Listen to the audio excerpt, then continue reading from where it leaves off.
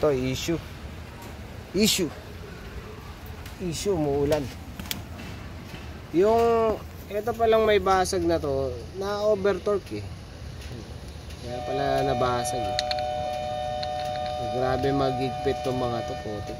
Kasi ito sinisinsil ko na, sobrang tigas kasi ano na to, bumilog. Hindi na kaya nung alin. Ito sinubukan ko yung isa na ano, na gamitan nung impact drill. Wala, puta, hindi kaya. Binayo ko na ng tubo. Ito naman bilog eh, kaya ayaw. Bilog talaga siya. Nak ng teteng.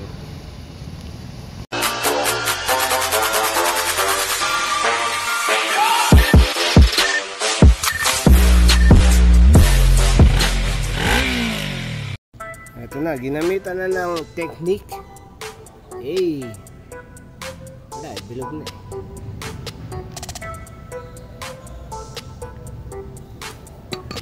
Pero ano naman na, malambot lang matanggal. Medyo kapit. Pero carry lang. So ito naibaba na rin sa wakas yung makina. Hanip na yan. Videoan ko lang yung setup. Kung ano talaga yung nakalagay, tsaka kung ano yung itsura niya.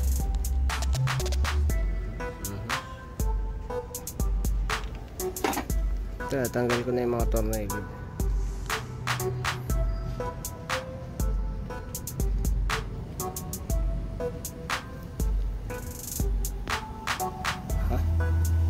Okay. Ayun, issue. Hindi sumasampay yung langis. Ang putik. Tuyo. Tapos to may ano yan, ngat ang daga. Ang putik talaga. Hindi sumasampay yung langis. Check natin yung timing. Hanip. Ayun, kaya pala hindi rin siya umaandar kasi wala nga sa timing.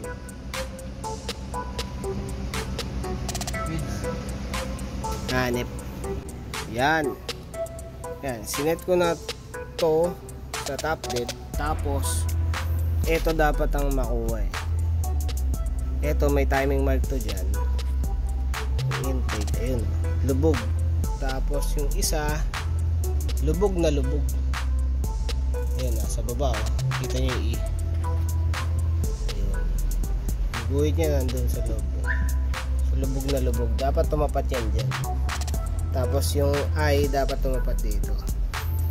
Yun oh. Yan, dapat tumapat yan dyan. Para malaman yung totoo yan, itong lobe, yan, dapat ang posisyon niya medyo mataas ng konti. Tsaka ito, dito siniset. Bali, ito yung number 1 niya. Itong cylinder na kadalasan number 4, ito yung number 1. Yan. Sa ibang motor, nandito naman yun. Ayun. Pagka nabuo na yun, papakita ko yung timing marks na dito tsaka dito. Alright, dito sa baba. Papakita lang natin na wala na yung cams para makita kung saan ang problema. Wala na yung cams pero ano pa rin, matigas pa rin, tigas umiikot. Ibig sabihin, bearing to, butik. Bearing yung naninikit o kaya piston.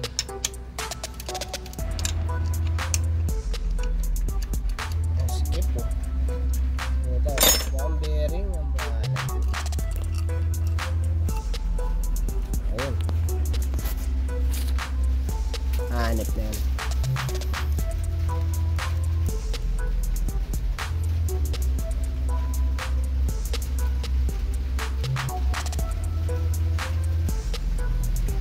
Butik.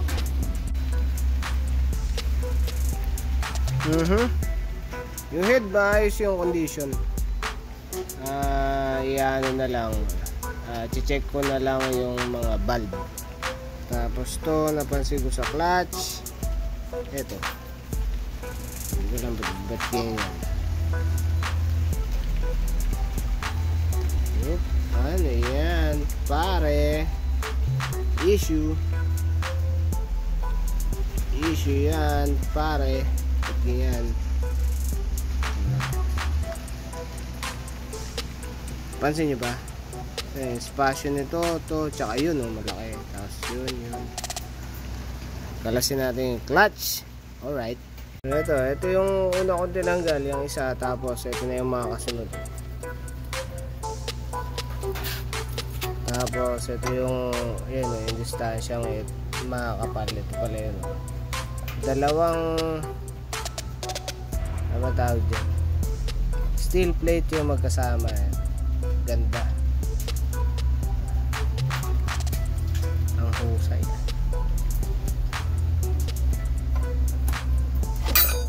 Tapos ito isa.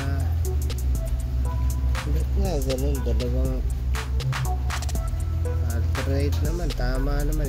Dito lang na doble yung steel plate Hanip na yan. Hanip. Ayun, yun pala na. Ito na yung dulo putik. Ito yung pinaupo dun sa aluminum. Putik na yan. Ganda. Yan, dyan siya pinaupo. Ito. Alam nyo. Ganda. Dapat yung isang yun, yung sobrang steel plate ito. Yun yung upo dun sa dulo.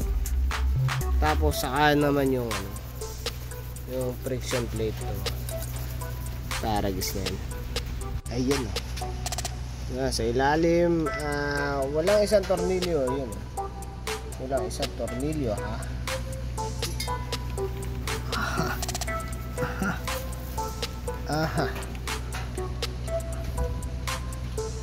ayun, kulang isa. Ito na. Yun nga barado nga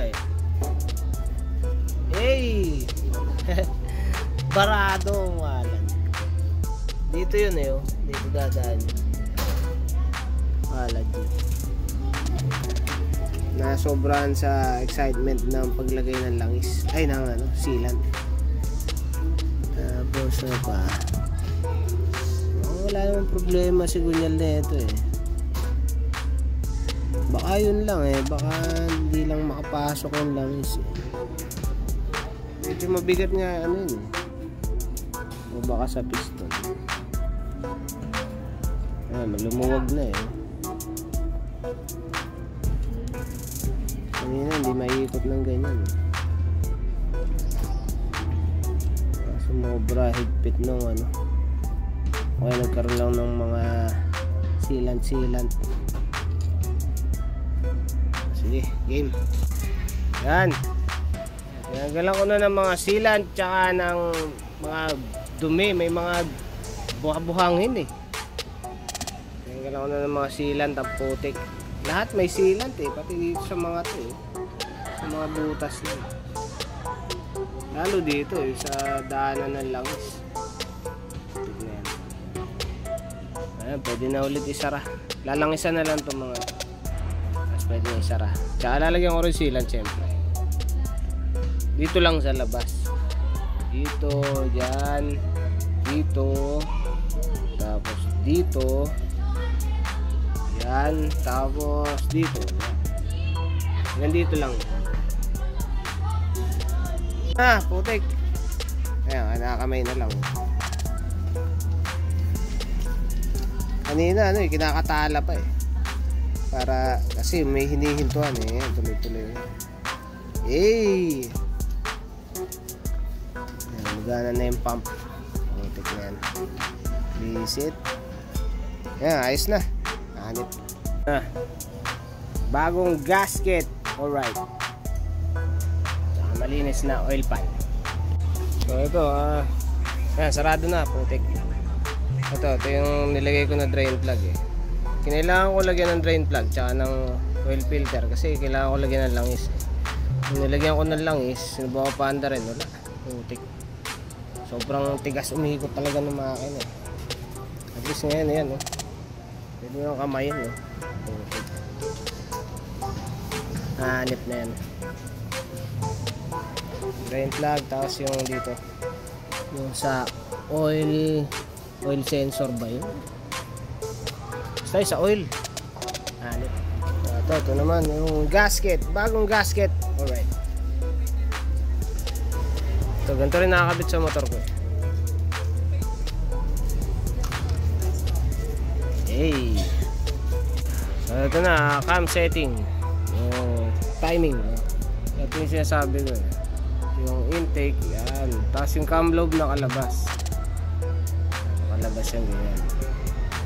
Tapos yung exhaust, ganon. Whoop, yung exhaust. Tapos yung cam lobe, ayan, nakalabas din.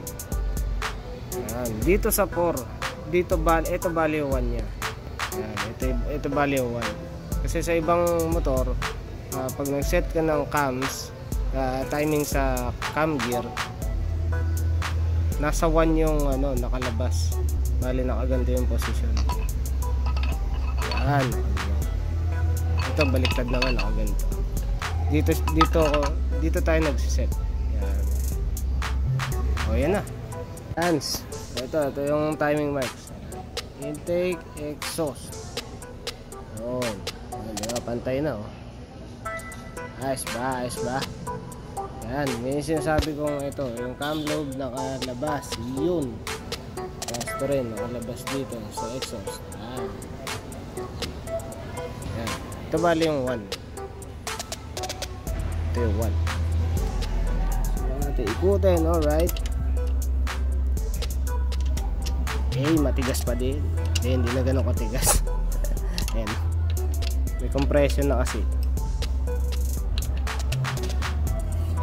Narinig yun.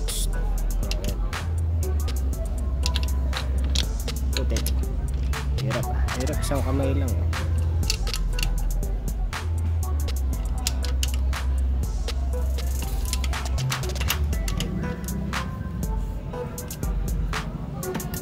Alright. Ayan, sarado na. Nilagyan ko na lang ito ng Betagray. Nilinisan ko muna ng gasolina. Ayan. Tapos kinut-kut-kut kasi may mga existing na sealant yun. Tapos nilagyan ko ng Betagray bago. Ayun. Ayan, pwede na isampa. Putik. Sisimulan na yung electrical. Yung makina nakasampa na electrical niya. Yung maraming mga putol-putol. Tsaka akong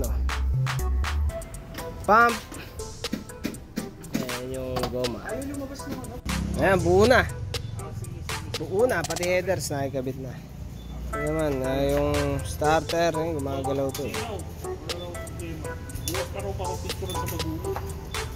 Pero gumagana naman to tignan ko kung may problema. Ayan, isa pa pala to, kaya mahina umiikot.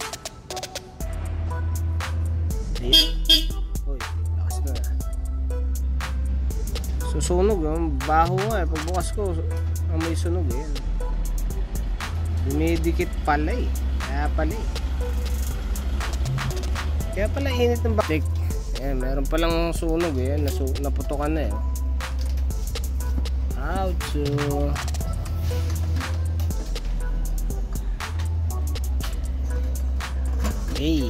Ito na, issue na naman putik. Lahat na lang issue walang o-ring o goma. Wala puro sealant lang. Tinanggal ko na yung sealant. Lagyan ko na lang ng ganyan cork gasket, hanip.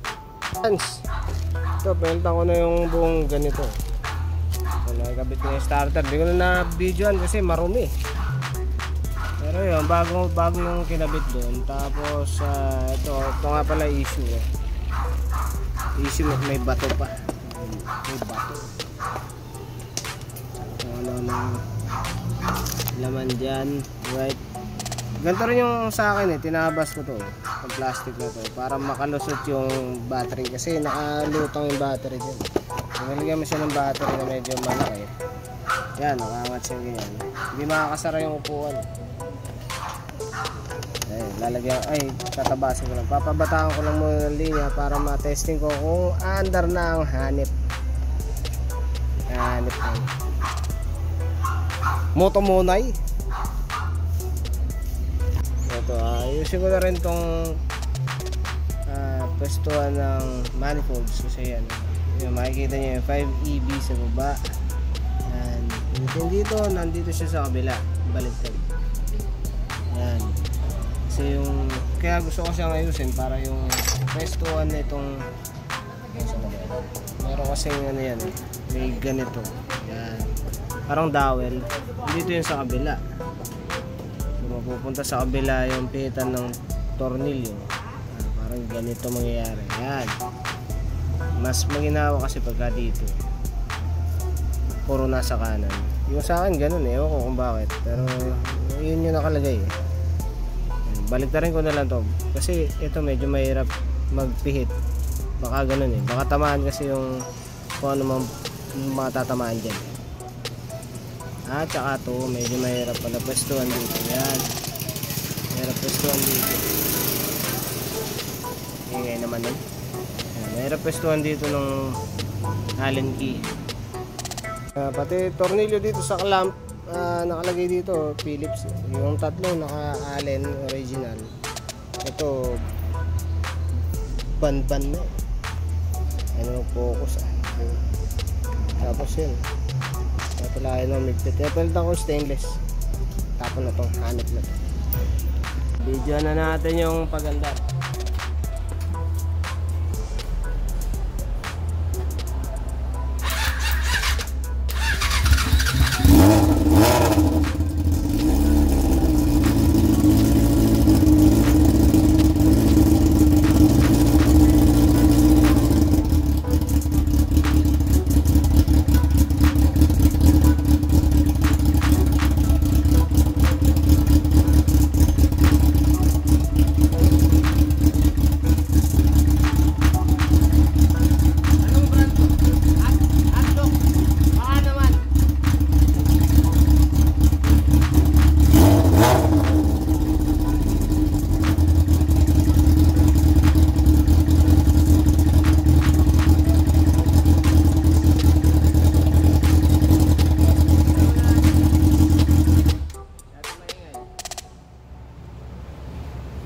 Ayun, may mga issue pa rin to, naglilik eh.